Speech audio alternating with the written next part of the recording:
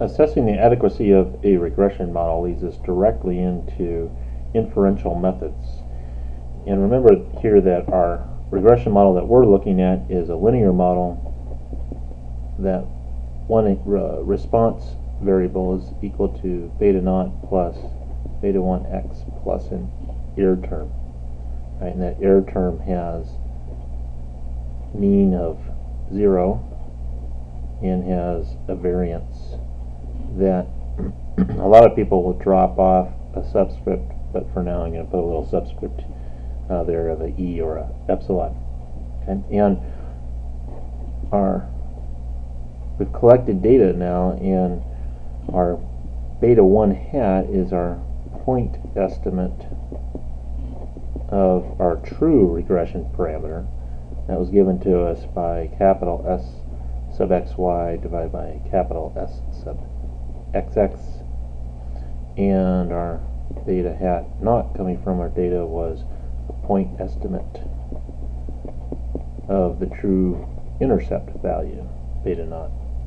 And that was given to us also from the sample mean of y minus or beta 1 hat times the sample of x bar. Okay, so those are in terms of inferential methods. This is important to remind yourself of what we're really doing here. That from that one specific data set, we've come up with a least squares line, but these are just point estimates of the true parameters of that are sitting out there in terms of the population. Okay, and the least square line being the estimate of the population regression line, then is y hat equals beta naught hat plus beta 1 hat times x. So there's no error term, so to speak, here. The error term comes in the difference between the actual observed y's and the predicted value that we get. Right now, the inferences that we're basing on the fitted model are going to require us to obtain some sort of estimate on the error standard deviation. Whether this is a hypothesis test or confidence interval, we have to get some sort of estimate on the error standard deviation. We're not going to know its actual value up here. Instead, we'll substitute in with something coming from our sample, right? And that was really directly out of our residual analysis.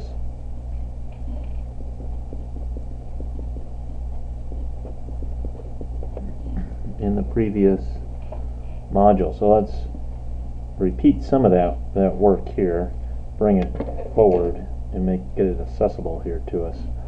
That our error summa square term, SSE, remember that was the sum of all of the differences between the actual values and the predicted values squared. From a computational standpoint, it was probably easier to calculate this in terms of S sub yy minus our beta 1 hat times capital S sub xy. Right? And our mean square error, right, that's the estimate of our variance term, so that's back up here, this guy.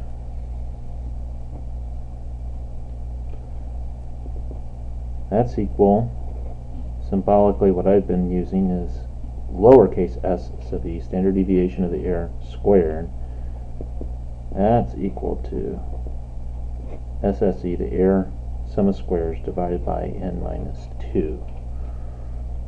Right, and so an estimate of that standard deviation is then just our s sub e, and that's square root of that guy.